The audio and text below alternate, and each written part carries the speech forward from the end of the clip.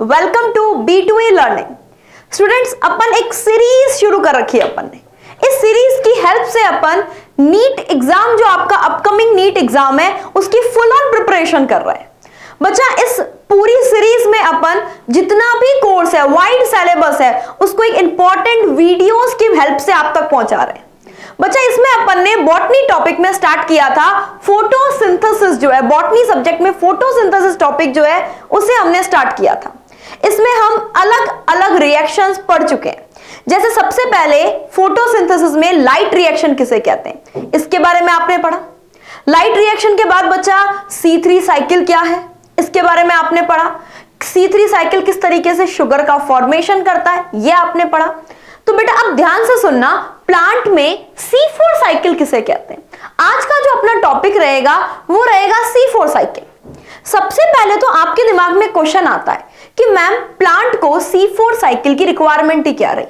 भाई, इसका काम क्या है C4 साइकिल का? इसका काम है ग्लूकोज फॉर्मेशन।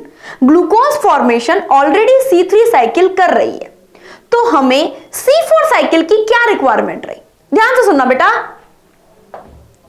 बहुत आराम से तसल्ली से सुनते जाओ। जो C4 साइकिल है, इसमें सबसे बड़ी अपने को प्लांट को इश्यू क्या हुआ, प्लांट को दिक्कत क्या हुई। प्लांट के सामने एक बहुत बड़ी प्रॉब्लम आ गई, और वो प्रॉब्लम क्या थी बच्चा? Photo respiration. वो प्रॉब्लम थी फोटो रेस्पिरेशन की। ये प्लांट के सामने प्रॉब्लम आ गई। ये एक तरीके का आप ये मानो जैसे डेविल होता है ना, राक्षस, ये प्लांट के लिए एक राक्षस है, एक डेविल है। ठीक बात है। Photo respiration plant, C3 plant की अपन बात कर रहे हैं। एट प्रेजेंट अपन पहले C3 प्लांट की बात कर रहे हैं। C3 प्लांट में आपने एक एंजाइम पढ़ा था, दैट इज रुबिस्को। रुबिस्को, ठीक बात है, रुबिस्को।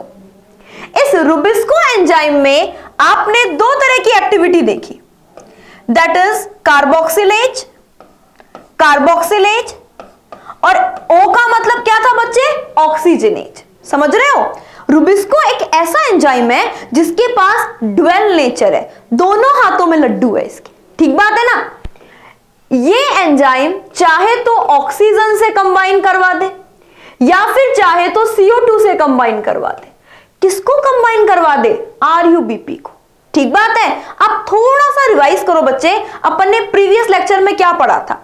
जिन बच्चों ने भी प्रीवियस लेक्चर नहीं देखे हैं बच्चा, वो आप प्लेलिस्ट में जाके जो क्विक रिवीजन सीरीज है उसमें इस चैप्टर के लेक्चर्स देख सकते हैं। ठीक है बेटा? बाकी अपन इस लेक्चर की हेल्प से आपको प्रॉपर फोटो रेस्पिरेशन वापस से रिवाइज करवा देंगे। ध्यान से सुनिए बच्चा, ये रुबिस्को एंजाइम जो है ना, ये बहुत ही खतरनाक एंजाइम है। आपने बोला ये पूरी दुनिया का मोस्ट अबेंडेंट प्रोटीन है। ये क्लोरोप्लास्ट में प्रेजेंट होता है। देखो, ये क्लोरोप्लास्ट में प्रेजेंट होता है। ये RUBP जो सबस्ट्रेट है ना 5 कार्बन का, ये RUBP सबस्ट्रेट रुबिस्को एंजाइम की प्रेजेंस में रिएक्शन करता है। रुबिस्को एंजाइम की प्रेजेंस में रिएक्शन करता है। रुबिस्को एंजाइम की प्रेजेंस में रिएक्शन करता है जब बहुत भयंकर गर्मी है, मतलब बहुत ज्यादा गर्मी है, पसीने पसीने हो रहे हैं अपन। ठीक बात है। तब क्या होगा, जैसे ये मान लो प्लांट की लीफ है। ठीक बात है बेटा, ये प्लांट की लीफ है। इतनी गर्मी में C3 प्लांट जो है वो परेशान हो जाएगा। वो कहेगा इतनी गर्मी है, मेरा तो सारा वाटर ट्रांसपिरेशन में खर्च होता जा रहा है। वो क्या करेगा बेटा? वो अपने स्टोमेटा जो है, ये लीफ के ऊपर स्टोमेटा होते हैं ना बेटा, स्टोमेटा, ये स्टोमेटा, इन स्टोमेटा को बंद करने की कोशिश करेगा। ठीक बात है। इन स्टोमेटा को बंद करने की कोशिश करेगा। स्टोमेटा बंद हो गए वो तो ठीक है। ये RUBP रिएक्शन करता था CO2 से और बनाता था ग्लूकोज रुबिस्को एंजाइम की प्रेजेंस में। स्टोमेटा बंद होने से क्या होगा? CO2 की अवेलेबिलिटी कम हो जाएगी। ऑक्सीजन, लगातार फोटोलाइसिस ऑफ वाटर हो रहा है, ऑक्सीजन की कंसंट्रेशन बढ़ती जाएगी। ऐसी कंडीशन में क्या होगा बच्चे? ऐसी कंडीशन में ये रुबिस्को एंजाइम जो है ना, ये कहेगा अब CO2 तो कम है, तो एक काम कर RUBP, तू तो ऑक्सीजन से कंबाइन हो जा। इसके पास, रुबिस्को एंजाइम के पास दोनों एक्टिविटी है। ये RUBP को CO2 से भी ऐड करवा सकता है और ऑक्सीजन से भी ऐड करवा सकता है। समझ रहे हो बेटा? रुबिस्को एंजाइम के पास दोनों प्रॉपर्टी है। रुबिस्को, ये जो रुबिस्को है ना, इसके पास दोनों प्रॉपर्टी है। ये RUBP को ऑक्सीजन से भी कंबाइन करवा सकता है और CO2 से भी कंबाइन करवा सकता है। डिपेंड करता है इसकी रिलेटिव कंसंट्रेशन पर। देखो, रुबिस्को की ज्यादा एफिनिटी जो होती है ना, वो CO2 के लिए होती है। भाई वो CO2 के लिए थोड़ा सा पार्शियल है, उसको CO2 थोड़ा ज्यादा अच्छा लगता है। पर अगर मान लो CO2 अमाउंट में कम है, जितना होना चाहिए उससे भी कम है, ऑक्सीजन थोड़ा ज्यादा है, ऐसी कंडीशन में रिलेटिव कंसंट्रेशन जब बिगड़ गई है, ऑक्सीजन ज्यादा है, CO2 कम है, ऐसी कंडीशन में जो RUBP है वो CO2 के बजाय ऑक्सीजन से कंबाइन हो जाता है। किसकी प्रेजेंस में? रुबिस्को एंजाइम की प्रेजेंस में। रुबिस्को एंजाइम की प्रेजेंस में। ठीक बात है बच्चे? चलिए, तो अब थोड़ा सा अपन इसे समझ लेते हैं। देखो हुआ क्या है, इन शॉर्ट कहानी है भाई। C3 प्लांट में ऐसी क्या दिक्कत हुई कि उसको धीरे धीरे कुछ प्लांट्स को C4 में अडेप्ट होना पड़ा? ऐसा क्या हो गया? सारी कहानी आपको 1 मिनट में क्लियर हो जाएगी। सबसे पहले RUBP। RUBP कहता है कि मैं 5 कार्बन का मॉलिक्यूल हूं, मैं CO2 से कंबाइन कर होऊंगा या ऑक्सीजन से कंबाइन होऊंगा, ये डिपेंड करेगा रुबिस्को की जो एफिनिटी है वो उसको ज्यादा मिल क्या रहा है। भाई रुबिस्को के हाथ में कौन सा लड्डू आ रहा है, CO2 आ रहा है या ऑक्सीजन आ रहा है? ठीक है, सपोज नॉर्मल कंडीशन, एकदम नॉर्मल समझो, रुबिस्को है, इसको ऑक्सीजन जो है इसको CO2 मिल रहा है। नॉर्मल कंडीशन में इसको CO2 मिलती है, ठीक बात है। रुबिस्को एंजाइम इसे गाइड करता है कि हाँ भाई जा जुड़ जा, CO2 से जुड़ जा। रुबिस्को एंजाइम कह देता है RUBP को जा बेटा जा, तू तो जाके CO2 से जुड़ जा, मैं कार्बोक्सिलेशन का काम करूंगा। ठीक है, तो ये जाके CO2 से जुड़ जाता है, साइकिल लगातार चलती है, दैट इज C3 साइकिल, और इससे बनता है ग्लूकोज। इससे बनता है बच्चा ग्लूकोज। ठीक बात है, कोई इशू नहीं। अब दिक्कत क्या आती है, ध्यान से सुनना। दिक्कत आ रही है इस पॉइंट पर, मान लो CO2 की कंसंट्रेशन कम है, एटमॉस्फेयर। कब होता है ऐसी बातें? ऐसी बातें तब होती है बेटा जब टेम्परेचर बहुत ज्यादा होता है, लाइट इंटेंसिटी बहुत हाई होती है, प्लांट इतनी गर्मी बर्दाश्त नहीं कर पाता, प्लांट फटाफट जाके अपने स्टोमेटा को क्लोज कर लेता है। प्लांट अपने स्टोमेटा को क्लोज करने की कोशिश करता है तो लीफ कहती है बाकी सब तो ठीक है, वाटर लॉस कम होगा, जच गया, लेकिन मेरे पास तो CO2 भी नहीं आ पा रही है। प्लांट की लीफ में ऑक्सीजन की कंसंट्रेशन बढ़ने लग जाती है। जब ऑक्सीजन की कंसंट्रेशन बढ़ने लग जाती है तब रुबिस्को RUBP से कहता है अब तू बेटा ऑक्सीजन से कंबाइन हो जा, क्योंकि CO2 तो कम है। रुबिस्को कहता है ऑल राइट, मैं ऑक्सीजन से कंबाइन हो जाऊंगा। पर अब ये फोटो रेस्पिरेशन साइकिल करता है, ये फोटो रेस्पिरेशन साइकिल करता है। मैडम फोटो रेस्पिरेशन से नुकसान क्या है? देखो बेटा नुकसान ही नुकसान है। यहां पे शुगर का फॉर्मेशन नहीं हो रहा, ठीक बात है, नहीं हो रहा। ATP का यूटिलाइजेशन हो रहा है, जो बनी बनाई ATP है ना बच्चा, वो यूटिलाइज हो रही है। ATP का यूटिलाइजेशन हो रहा है, साथ साथ में जो CO2 है, CO2 वो CO2 कहीं फिक्स होनी चाहिए थी, वो CO2 बेटा रिलीज हो जाती है। कहां वो CO2 ग्लूकोज में कन्वर्ट हो रही थी, अब वो CO2 जो है ना बच्चे, वो CO2 क्या होती है, रिलीज हो जाती है। CO2 रिलीज हो गई है। ये सब इस वेस्टफुल प्रोसेस फोटो रेस्पिरेशन में हो रहा है। फोटो रेस्पिरेशन में ये सारा नुकसान हो जाता है। प्लांट ने सोचा ऐसे तो चलेगा नहीं, कुछ ना कुछ तो करना पड़ेगा।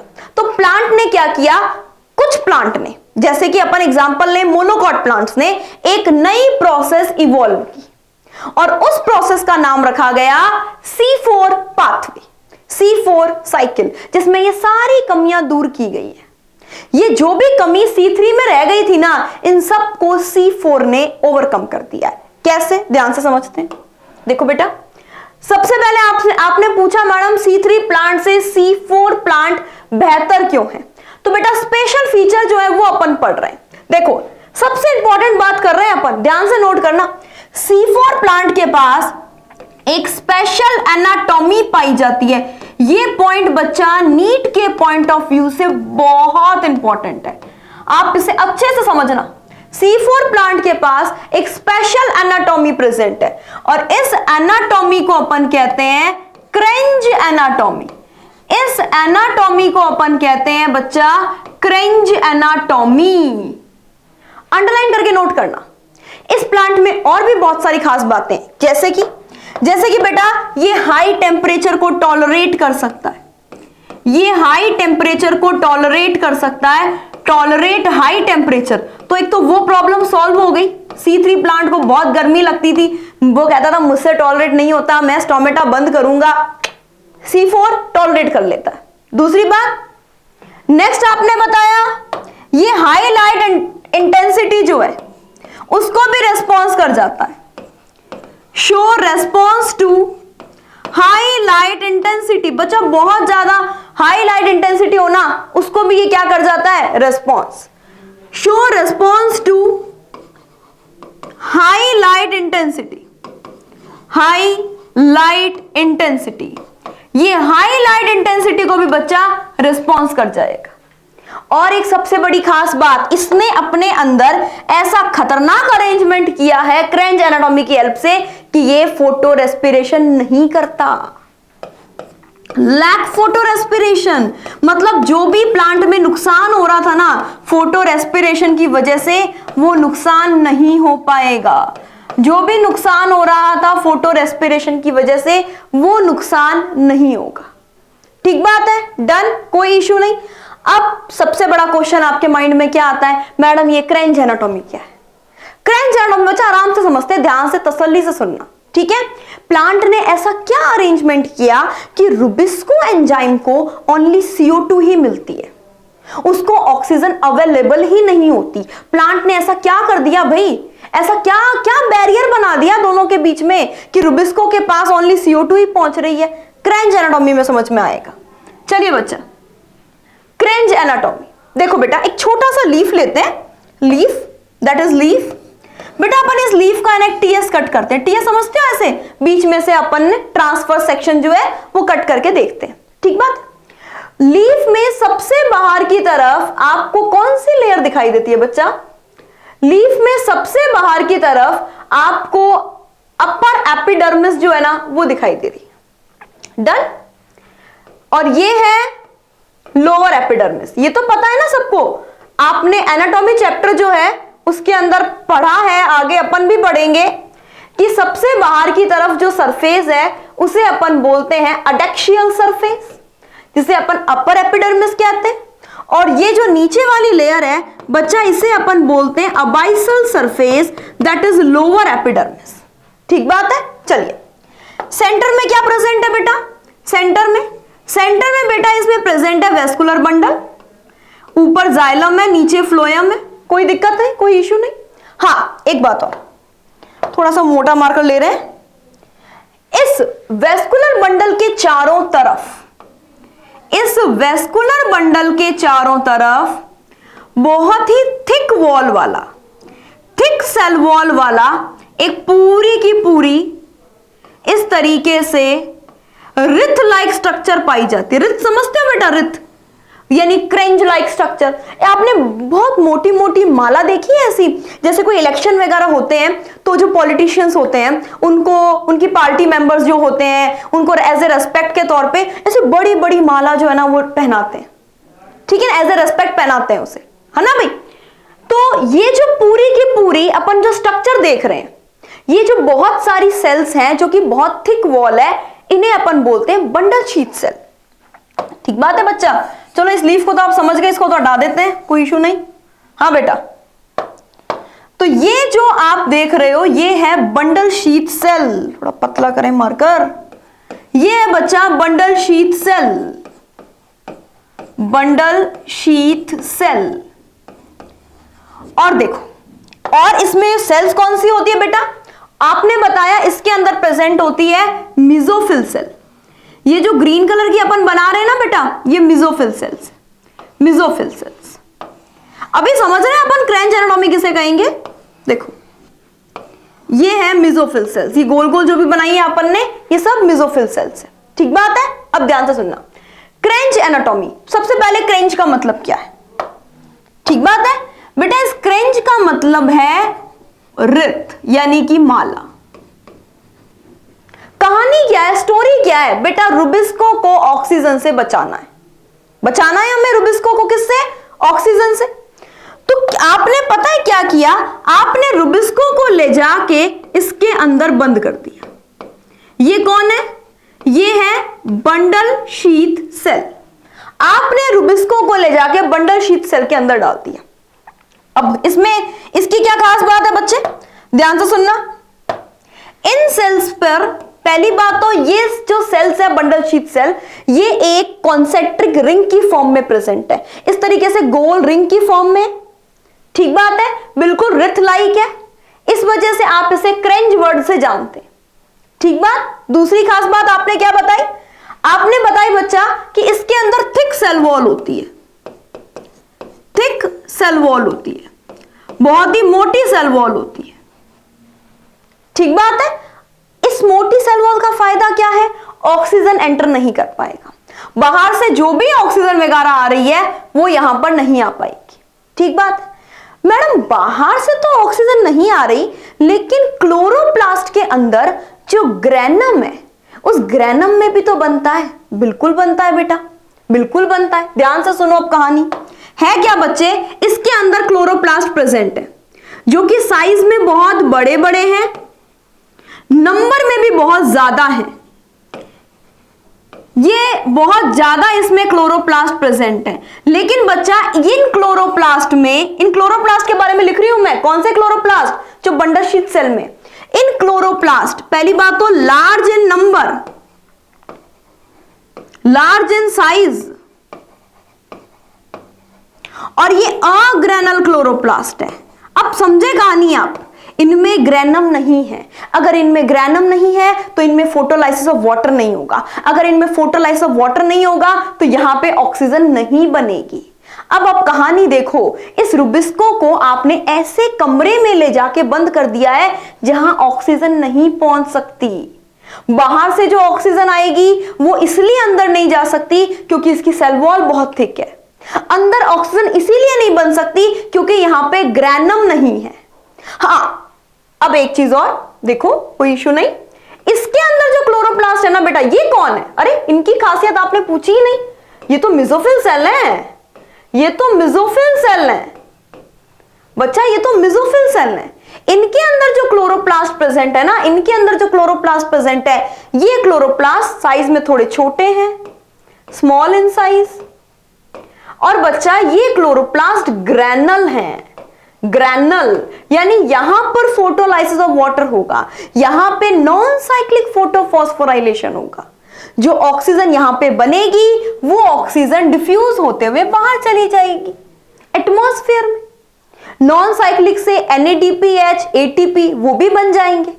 ठीक बात है। एक चीज और, ये जो दोनों सेल्स हैं ये आपस में प्लाज्मोडेस्माटा से जुड़ी हुई होती है। अब आपके दिमाग में थोड़ी थोड़ी पिक्चर क्लियर हो रही है। मैम आपने बताया कि रुबिस्को एंजाइम जो है इसको ऑक्सीजन नहीं देनी है हमें, ठीक है। हमने इसके चारों तरफ थिक सेल वॉल बना दी, हमने यहां अग्रेनल क्लोरोप्लास्ट डाल दिया, तो मैडम बाकी सारी बातें तो ठीक है, पर शुगर का फॉर्मेशन तो रुबिस्को एंजाइम की प्रेजेंस में ही होता है, इसको CO2 कैसे मिलेगी? हमें यह भी समझ में आ गया कि क्रेंच का मतलब क्या है। क्रेंच का मतलब है एक गोल स्ट्रक्चर, एक रिथ लाइक स्ट्रक्चर, रिथ यानी माला जैसी स्ट्रक्चर। यहां पे अपन माला यानी रिथ लाइक स्ट्रक्चर किसको कह रहे हैं?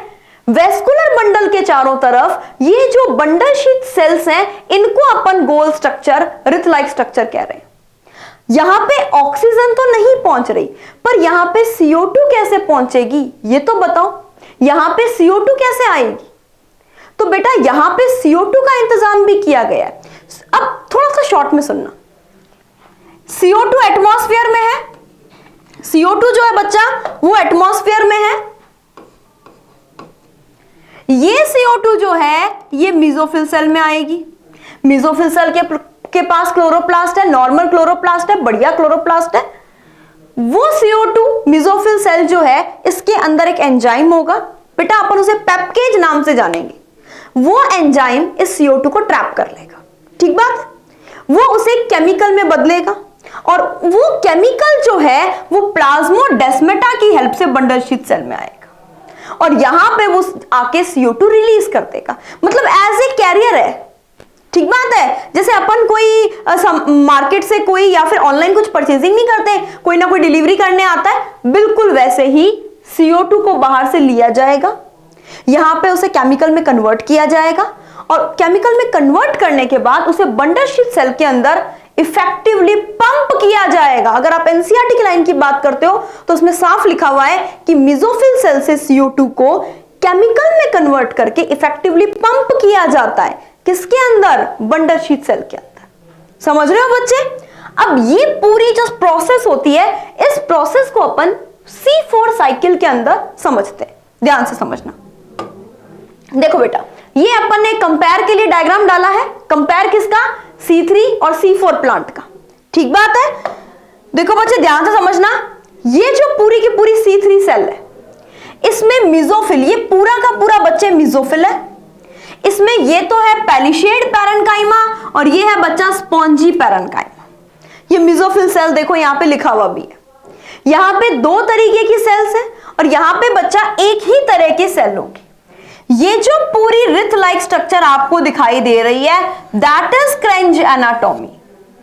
यहां पर भी बंडल शीथ है। देखो नोट करने वाली बात यह है, बंडल शीथ सेल यहां पर भी है, पर यहां बंडल शीथ सेल में क्लोरोप्लास्ट नहीं है।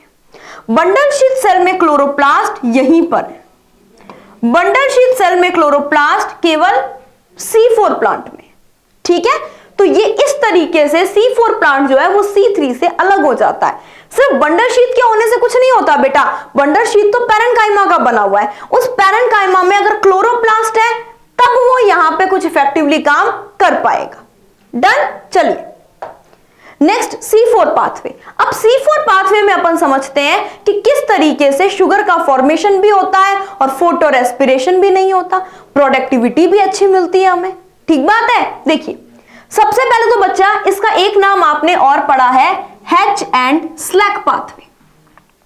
ये नाम अपन क्यों कहते हैं? रीजन है इसका, इसकी डिस्कवरी हैच एंड स्लैक ने की है, इस वजह से आप इसे हैच एंड स्लैक पाथवे कहते हैं। दूसरी खास बात, C4 पाथवे क्यों कहते हैं? अभी थोड़ी देर बाद अपन इसकी साइकिल पढ़ेंगे। साइकिल में अपन पढ़ेंगे कि इसमें first stable compound, first stable compound 4 carbon का है, 4 कार्बन का है, that is oxalo acetic acid. First stable compound 4 carbon का है, इसी वजह से आपने इसका नाम लिया है C4 पाथवे। जैसे अपन ने C3 पाथवे नाम क्यों लिया था, आपने इससे पहले वाले लेक्चर में देखा है बच्चा। मैं फिर रिपीट कर रही हूं, जिन बच्चों ने भी प्रीवियस लेक्चर नहीं देखा है वो जरूर प्रीवियस लेक्चर्स देखिए। उसमें कीमियो ऑस्मोटिक हाइपोथेसिस भी है, light reaction cyclic non cyclic भी है और C3 पाथवे भी है। ठीक बात है। चलिए बच्चे, हाँ बेटा, तो इसमें बनने वाला फर्स्ट स्टेबल कंपाउंड जो है वो 4 कार्बन का है, इसीलिए आपने इसका नाम रखा है C4 पाथवे। डन, कोई इश्यू नहीं इसमें। चलिए दूसरी खास बात बच्चा, एक बात और ध्यान रखना, C4 प्लांट की एक और खास बात है। C4 प्लांट जैसे अभी आपने थोड़ी देर पहले पढ़ा था कि इसमें क्रेंज एनाटॉमी पाई जाती है। देखो क्रेंज एनाटॉमी की एक और खास बात है, ये डाइमॉर्फिक क्लोरोप्लास्ट रख रहा है, डाइमॉर्फिक क्लोरोप्लास्ट है इसके अंदर। एक क्लोरोप्लास्ट जो कि अग्रेनल है, जो कि बंडल शीथ के अंदर है, लार्ज इन नंबर अग्रेनल। एक क्लोरोप्लास्ट जो है small in size and granal. इसमें 2 तरह के क्लोरोप्लास्ट हैं। उसी तरीके से यहां पर आपने पढ़ा है बेटा कि 2 बार कार्बोक्सिलेशन भी होता है। पहला कार्बोक्सिलेशन, देखो सबसे पहले इसको डिस्कवरी हैच एंड स्लैक ने की। C4 पाथवे क्यों कहा वो आपने पढ़ लिया। ऐसे सभी प्लांट जो C4 पाथवे शो करते हैं वो ड्राई ट्रॉपिकल रीजन जो है उसमें इजीली सर्वाइव कर जाते हैं। तो इनकी वो टेंशन भी खत्म है कि भाई हाई टेम्परेचर होगा, हाई लाइट इंटेंसिटी होगी तो क्या होगा, ऐसी कोई टेंशन नहीं है, क्योंकि ये ट्रॉपिकल रीजन में, ड्राई ट्रॉपिकल रीजन में इजीली अडेप्टेबल है। कौन कौन से ऐसे प्लांट? बच्चा ध्यान रखना, ज्यादातर मोनोकॉट जो है ना वो ऐसे प्लांट है, ज्यादातर मोनोकॉट, जैसे कि शुगर केन, मेज, सोरगम। सोरगम तो काफी बढ़िया एग्जांपल है और पेपर में भी काफी बार पूछा गया है। नेक्स्ट बेटा, ये जो प्लांट है ना इनमें 2 बार कार्बोक्सिलेशन हो रहा है। 1 बार कार्बोक्सिलेशन होता है तो ऑक्सैलो एसिटिक एसिड बनता है as a first CO2 fixation product, और जब दोबारा कार्बोक्सिलेशन होता है तो उसमें ग्लूकोज बनता है, यानी 2 बार कार्बोक्सिलेशन हो रहा है। हाँ मैडम हमें पता है इसमें 2 बार कार्बोक्सिलेशन हो रहा है, कैसे पता? अरे मैडम आप ही ने तो बोला था कि ये साइकिल 2 सेल में होगी, मेसोफिल सेल और bundle sheath cell. Mesophyll cell में भी एक एंजाइम है जो CO2 को कैप्चर करेगा, और बंडल शीथ सेल में तो रुबिस्को है ही, तो वो तो करेगा ही करेगा CO2 फिक्सेशन। तो बेटा इसका मतलब हम ये बात कह सकते हैं इसमें डबल कार्बोक्सिलेशन होता है, ये डबल कार्बोक्सिलेशन पाथवे है। मतलब अभी हम ये बात कह सकते हैं ये डबल कार्बोक्सिलेशन पाथवे है। कोई दिक्कत तो नहीं? बहुत इंपॉर्टेंट पॉइंट है, ध्यान से सुनना।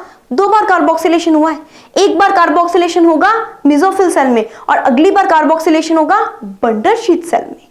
अब बेटा इस साइकिल को पढ़ने का टाइम आ गया, वही मेन साइकिल जिसका हम काफी टाइम से इंतजार कर रहे थे। बेटा ये है बाहर वाली सेल, ध्यान से समझना, जिसे अपन कहते हैं मेसोफिल सेल। ठीक बात है, मेसोफिल सेल। और ये है बेटा जो वेस्कुलर बंडल के चारों तरफ है, जिसमें थिक सेल वॉल प्रेजेंट है, that is bundle sheath cell. बेटा इसकी थिक सेल वॉल है, थोड़ा सा ध्यान कर लेना, इसकी वॉल थोड़ी सी थिक है, इसकी सेल वॉल जो है बच्चा वो थोड़ी सी थिक है, इससे डायरेक्ट ऑक्सीजन नहीं आ सकती है। ठीक बात है। और ये दोनों आपस में जुड़े हुए किससे हैं? That is plasmodesmata. थोड़ा सा माहौल बना लेना भाई, अब साइकिल पढ़ रहे हैं, थोड़ा सा ऐसे एटमॉस्फेयर तो होना चाहिए ना साइकिल जैसा, बस वही माहौल बना रहे हैं। ठीक बात है। फिर आपने बताया मैम ये क्या है? बेटा ये है इसकी सेल वॉल, लिख लो सेल वॉल। और ये क्या है बच्चा? ये है इसकी प्लाज्मा मेम्ब्रेन। सेल में होगी भाई, प्लांट सेल है, ऑब्वियस सी बात है, प्लांट सेल है तो सेल वॉल, प्लाज्मा मेम्ब्रेन, ये सब तो होगा ही होगा। ये है बच्चा इसमें प्लाज्मा मेम्ब्रेन। डन। तो अब ये थोड़ा बहुत माहौल बन गया, अब साइकिल पढ़नी शुरू करें, बहुत आसानी से कर सकते हैं बच्चा अपन। सबसे पहले एटमॉस्फेयर से CO2 आएगी। बच्चे अगर एटमॉस्फेयर से CO2 आएगी तो वो कौन सी सेल में आएगी? जो एटमॉस्फेयर के कांटेक्ट में है। कौन है भाई? Mesophyll cell. CO2 आई, CO2 यहां पे आके वाटर में डिसॉल्व हो गई और इसका हो गया, ये एसिड में कन्वर्ट हुई, कार्बोनिक एसिड, एसिड स्प्लिट हुआ तो ये बाइकार्बोनेट आयन आ गया। ये सबसे पहले कौन से मॉलिक्यूल से कंबाइन होगा? देखो बेटा आप C3 साइकिल में थोड़ा सा सोचो, वहां पे CO2 किससे कंबाइन होती थी? वहां पे CO2 कंबाइन होती थी RuBp से, 5 कार्बन के मॉलिक्यूल RuBp से। यहां पे CO2 कंबाइन होगी 3 कार्बन के मॉलिक्यूल, फॉस्फोइनोल पाइरुवेट। 3 कार्बन का मॉलिक्यूल है फॉस्फो, ये 3 कार्बन का है। ठीक से विजिबल तो हो रहा है ना बच्चे? कोई दिक्कत तो नहीं है? ये 3 कार्बन का मॉलिक्यूल है, फॉस्फोइनोल पाइरुवेट, उसके साथ में कंबाइन होगी। एंजाइम कौन सा काम में आएगा बेटा? एंजाइम कौन सा काम में आएगा? तो आपने बोला मैडम इसमें एंजाइम काम में आएगा पेप्केज। पेप्केज बेटा ये पेप्केज जो है ना ये बहुत ही इंटरेस्टिंग एंजाइम है। जैसे रुबिस्को कहता है मेरी एफिनिटी दोनों के लिए है, मैं तो CO2 से भी कंबाइन हो सकता हूं, मैं तो ऑक्सीजन से भी कंबाइन हो सकता हूं। पेप्केज ऐसा नहीं कहता, पेप्केज कहता है मेरी एफिनिटी 100% CO2 के लिए, मैं कंबाइन अगर करवाऊंगा तो मैं काम करूंगा ओनली CO2 पर। तो बाहर से कितनी भी ऑक्सीजन आओ, पेप्केज को कोई मतलब नहीं। पेप्केज किससे कंबाइन करवाएगा इसको? ओनली CO2 से। तो एक तो ये सबसे बड़ा फायदा हो गया। और पहला स्टेप जो है बच्चा वो कहलाएगा फिक्सेशन। फिक्सेशन। अगर किसी बच्चा कोई हमसे पूछना चाहे कि मैम इसमें प्रोडक्ट क्या बनेगा, बच्चा इसमें प्रोडक्ट बनेगा फर्स्ट जो है स्टेबल प्रोडक्ट वो बनेगा 4 कार्बन का, that is oxalo acetic acid. इसीलिए आपने इसे C4 साइकिल नाम दिया था, क्योंकि इसमें बनने वाला फर्स्ट स्टेबल प्रोडक्ट 4 कार्बन का है। डन। अब क्या होगा बेटा, ध्यान से सुनना, कोई इशू नहीं है, कोई जल्दी भी नहीं है अपने को, ध्यान से सुनना। ये फर्स्ट स्टेबल प्रोडक्ट बन गया। अब बच्चे ये प्रोडक्ट जो है ये कन्वर्ट होगा यहां पे NADPH, NADP में, यानी कि एक तरीके से हाइड्रोजन डोनर मिला इसे। कहां बना यह हाइड्रोजन डोनर? लाइट रिएक्शन में। यहां पे NADPH जो है बच्चा वो खर्च होगा। NADPH जब खर्च होगा यहां पे, तो आपने बताया कि यहां पर ये जो पूरा का पूरा ऑक्सैलो एसिटिक एसिड है ये कन्वर्ट हो जाएगा बेटा मैलिक एसिड में। थोड़ा सा मैडम मार्कर मोटा कर लो, कर लेते हैं बच्चे, आपका हुक्म। मैलिक एसिड बेटा, अगर मैलिक एसिड नहीं बन पाए ना यहां पे, मतलब स्टेबल नहीं रह पाए, वैसे तो बहुत स्टेबल है, पर कई बार प्लांट इसे इसके अमीनो एसिड में भी बदल लेता है। अमीनो एसिड कौन सा बच्चे? अमीनो एसिड यहां पे होता है एस्पार्टिक एसिड।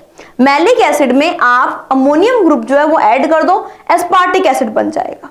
और इस एस्पार्टिक एसिड का क्या होगा बच्चे? ट्रांसपोर्ट होगा। इस एस्पार्टिक एसिड का क्या होगा बच्चे? ट्रांसपोर्ट होगा। चलो ट्रांसपोर्ट ट्रांसपोर्ट ट्रांसपोर्ट आ गए किसमें? बंडल शीथ सेल में। इसी का तो हमें इंतजार था बच्चे कि कौन वो केमिकल है जो पकड़ के लाएगा। किसको पकड़ के लाएगा? मैलिक एसिड को। ठीक बात है। चलिए यहां पे ये मैलिक एसिड जो है ये कन्वर्ट होगा। ये जो ट्रांसपोर्ट होके आया है बच्चा, ये malic acid, malic acid, malic acid. ये मैलिक एसिड जो है इसका होगा डी कार्बोक्सिलेशन। डी कार्बोक्सिलेशन मतलब ये 4 कार्बन का जो मैलिक एसिड है इसमें से CO2 बाहर निकल जाएगी, CO2 बाहर निकल जाएगी। यहां रुबिस्को को जरूरत थी CO2 की, मैलिक एसिड वो CO2 लेके आया है। ठीक बात है। और ये पूरी की पूरी CO2 यहां पे क्या करेगी? C3 साइकिल चलाएगी। और C3 साइकिल से क्या बनेगा बच्चे? शुगर बनेगा, शुगर। ठीक बात है। अच्छा, एक कार्बन तो CO2 का यहां चला गया, बाकी के 3 कार्बन का क्या होगा? बहुत ही सिंपल है बच्चा, बाकी के 3 कार्बन जो है ना वो यहां आ जाएंगे पायरुविक एसिड की फॉर्म में। 3 कार्बन का पायरुविक एसिड। ये पायरुविक एसिड जो है, ये पायरुविक एसिड ये आ जाएगा यहां पे रीजनरेशन स्टेप में। ये पायरुविक एसिड जो है ये यहां पे आ जाएगा रीजनरेशन स्टेप में, रीजनरेशन स्टेप में। ठीक बात है, कोई दिक्कत तो नहीं? डन है ना बेटा? श्योर है? कोई इशू तो नहीं है?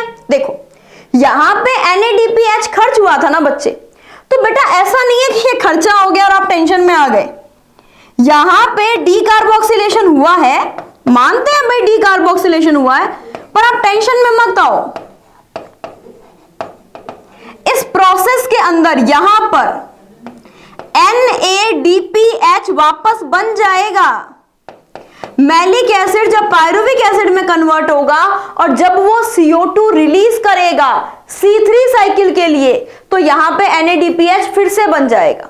तो आप टेंशन मत लो बेटा इसकी, ये तो आराम से हो जाएगी प्रोसेस। अब ये रीजनरेशन स्टेप में फिर से क्या बनेगा? पेप। यहां पे मेन नोट करने वाली बात क्या है बच्चे? यहां पे मेन नोट करने वाली बात है कि यहां पे एक नहीं, यहां पे 2 ATP का खर्चा माना जाता है। क्यों? क्योंकि बच्चा यहां पे ATP जो है ना वो ADP में नहीं बदलता, वो बदलता है AMP में, एडिनोसिन मोनोफॉस्फेट में। और यहां पे 2 फॉस्फेट रिलीज होते हैं। इसका मतलब आप इसे एक ATP का खर्चा नहीं मानते।